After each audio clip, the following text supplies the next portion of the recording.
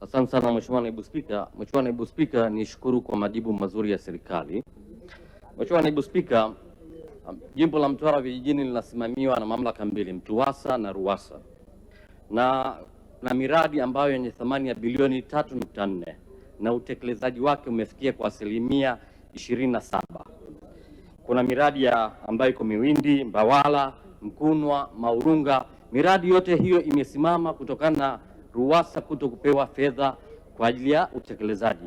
Ipi kauli ya serikali kwenye hilo? Hilo swali la kwanza.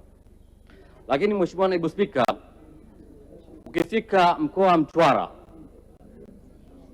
mjini utaona kuna sanamu kubwa tu la samaki linatoa maji.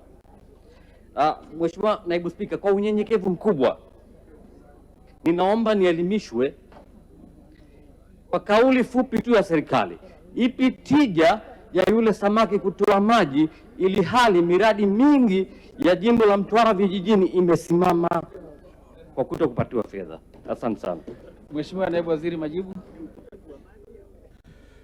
Mheshimiwa Naibu Spika, nimelisikia swali la kwanza, la pili sijalisikia vizuri. Swali la pili. Mheshimiwa Premji, swali la pili hajasikia vizuri. Mheshimiwa Naibu Spika, ukifika mkoa wa Mtwara utakuta kuna roundabout pale na kuna samaki mkubwa sana anatoa maji na maji hayo yanakuwa supplied na MTUWASA. Naomba nielimishwe kwa kauli fupi tu ya serikali, ipi tija ya yule samaki ambaye anatoa maji ili hali jimbo la Mtwara vijijini wananchi wake wanahangaika na changamoto ya maji ya kunywa? Asante sana. Asante Mheshimiwa Naibu Waziri, nadhani umelipata vizuri. Jibu. Mheshimiwa Naibu Spika, nianze kwa kumshukuru sana Mheshimiwa mbunge Alif Suleimani Premji, mbunge wa Mtwara vijijini, kwa kuongea kwa lugha ya alama na kwa kuonyesha kwamba sanamu ile inatakiwa kutafsiriwa katika uhalisia wake kwamba samaki haachani na maji. Na kwa muktadha huo, kwanza nataka nimhakikishie Mheshimiwa mbunge kwamba sanamu ile inatafsiri mipango ya serikali, na katika mipango hiyo ya serikali ni katika uwekezaji wa miradi mikubwa ya maji. Mradi mmojawapo ni mradi wa Makonde ambapo uko katika programu ya miji 28. Mradi huo una zaidi ya gharama ya shilingi bilioni 85. Ni uwekezaji mkubwa sana wa serikali ya awamu ya 6 chini ya uongozi wa Daktari Samia Suluhu Hassan. Kwa hiyo tunaamini kwamba mradi huu ukishakamilika, maana yake kwamba huduma ya maji safi na salama kwa wanamtwara itakuwa imeimarishwa na Watanzania wanaotoka katika viunga vya Mtwara watanufaika na huduma hiyo ya maji safi na salama, na tafsiri halisi ya sanamu ya samaki yule kuonyesha kwamba maji yanapatikana itakuwa imetimia.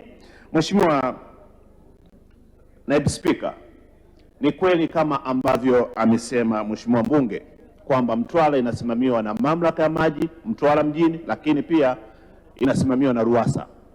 RUWASA kazi yake kwa mujibu wa sheria namba 5 ya mwaka 2019 ambapo wakala wa maji na usafi wa mazingira vijijini ulianzishwa, kazi yake ya kwanza ni usimamizi wa ujenzi wa miradi ya maji, na baada ya kukamilisha ujenzi wa maji ni kusimamia utoaji wa huduma ya maji kwa wananchi kupitia CBUSOS. Kwa hiyo ni kutoa hofu, lengo letu liko pale pale kama ambavyo umeuliza kwenye swali lako la msingi. Miradi 1544 imetekelezwa, lakini mpaka sasa tunayo miradi 1206 inayoendelea kutekelezwa nchi nzima. Kwa hiyo tunaamini kwamba wananchi wa Mtwara tutaendelea kupeleka fedha kuhakikisha kwamba wakandarasi wanaotekeleza miradi hiyo waweze kuikamilisha na wananchi wa Mtwara vijijini waendelee kupata huduma ya maji safi na salama. Nakushukuru sana Mheshimiwa Naibu Spika. Mheshimiwa Thomas Maganga, swali la nyongeza.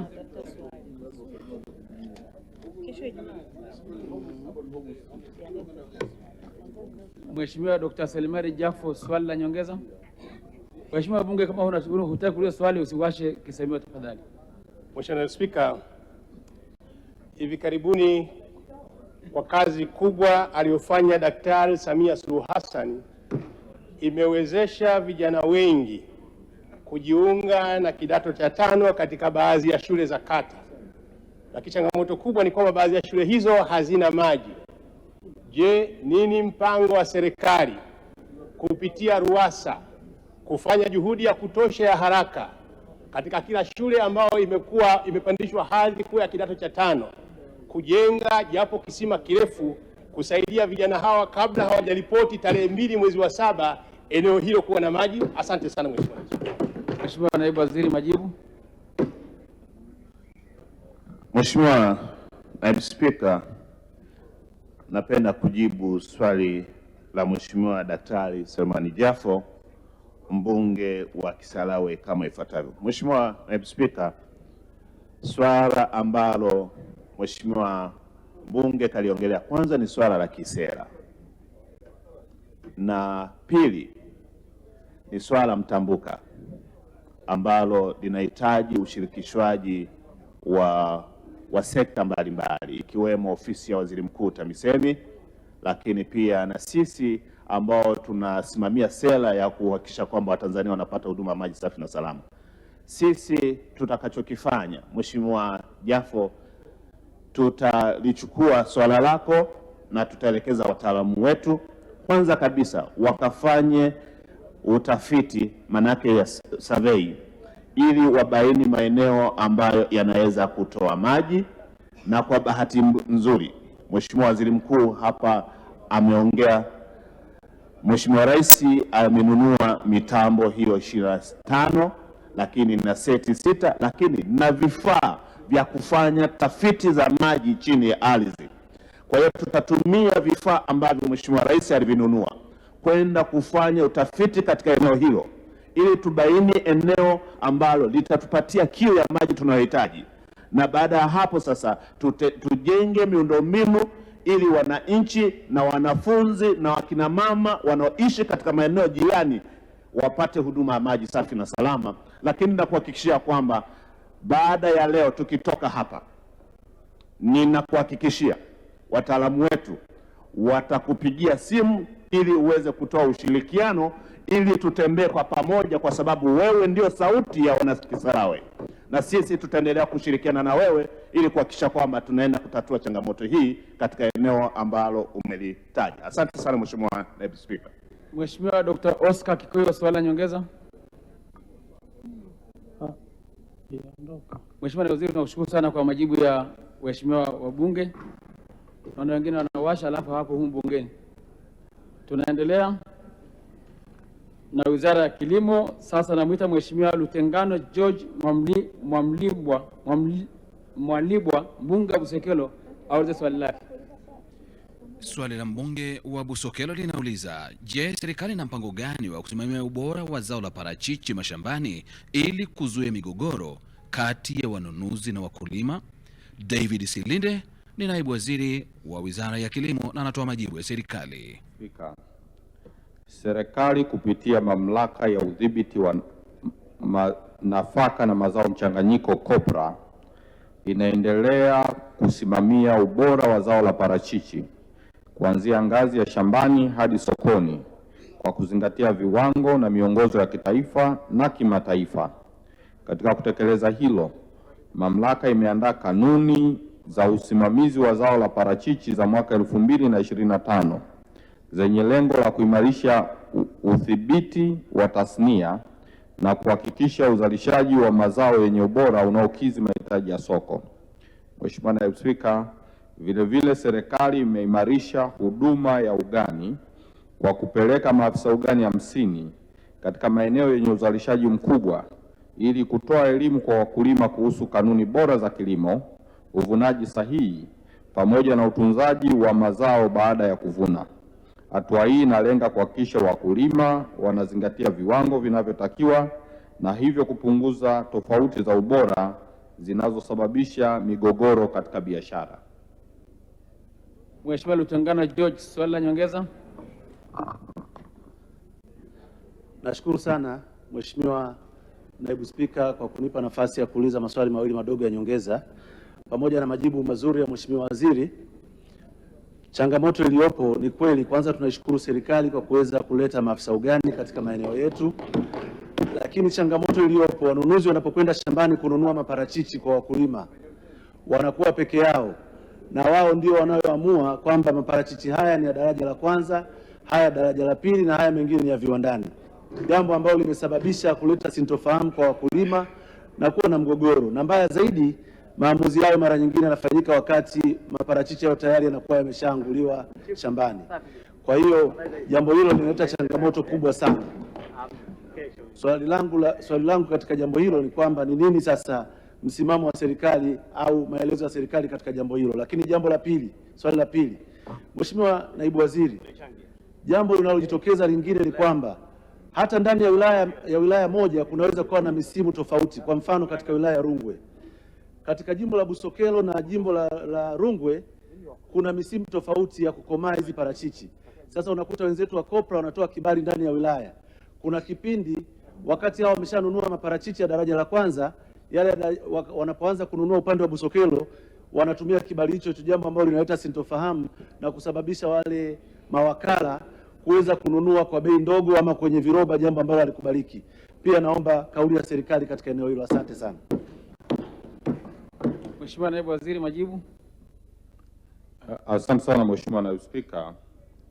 Nimshukuru sana Mheshimiwa Lutengano George Mwalwiba, mbunge wa Busokelo, kwa maswali mawili ya msingi, lakini amekuwa champion mkubwa wa kupambania zao la parachichi hususan katika jimbo lake, lakini na mkoa mzima wa Mbeya na Nyanda za Juu Kusini ambako zao hili linalimwa kwa wingi.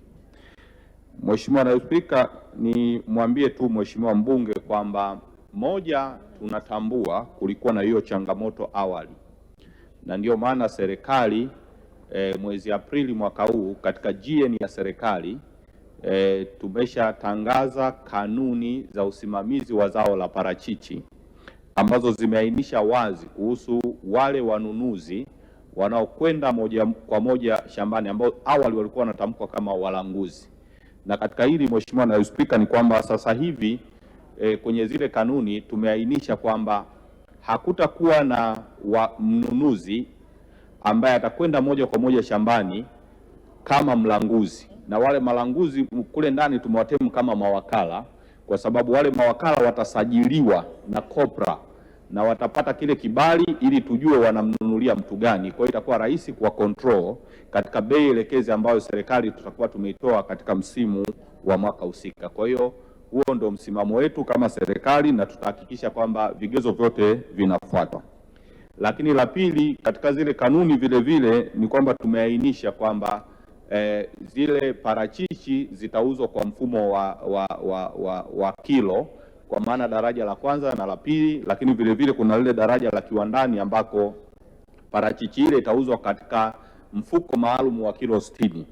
Kwa hiyo katika maeneo kama jimbo lake ambako kunakuwa na misimu miwili katika eneo moja, ni kwamba vibali vitazingatiwa ili kuhakikisha yale madaraja yanatumika katika misimu yote miwili katika eneo moja. Asante sana Mheshimiwa Naibu Spika. Mheshimiwa Happiness Mgwando, swala nyongeza. Asante Mheshimiwa Naibu Spika kwa kunipa nafasi. Kwa kuwa faini anayotozwa mfugaji dhidi ya kulisha shamba la mkulima ni faini ndogo sana ambayo hata yeye haimpi maumivu, je, serikali ina mpango gani wa kumlinda mkulima dhidi ya mfugaji anayelisha shamba lake kwa makusudi? Kwa sababu sasa hivi watu wako huko shambani na hawalali kulinda mashamba yao. Ulinzi gani unaopeleka sasa hivi wakulima wale wapate tabasamu? Asante. Naibu Waziri, majibu kwa ufupi. Asante sana Mheshimiwa Naibu Spika. Nimshukuru dada yangu Happiness, mbunge wa viti maalum mkoa wa Ruvuma, kwa swali lake moja la msingi kabisa. Ni mwambie tu kwamba jukumu la serikali ni kulinda mkulima, lakini vile vile kumlinda mfugaji na niseme na sekta nyingine zote. Na ndiyo maana panapotokea mgogoro wowote kati ya mkulima na mfugaji, Wizara ya Kilimo kwa kushirikiana na Wizara ya Mifugo na Uvuvi tumekuwa sambamba katika kuhakikisha tunapata ufumbuzi wa jambo hili. Lakini tatu, katika maelekezo ambayo serikali imekuwa ikiyatoa ni pamoja na kuwa na matumizi bora sahihi ya ardhi ambayo yamekuwa yakisimamiwa na wizara yetu ya ardhi kwa kushirikiana na wizara zetu mbili.